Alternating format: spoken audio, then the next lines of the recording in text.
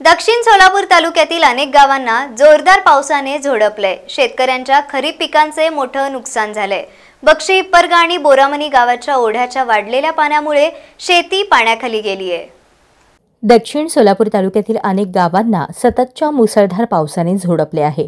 बक्षी हिप्परगा गावात रात्रीपासून पडणाऱ्या पावसामुळे शेतामध्ये पाणी साचले।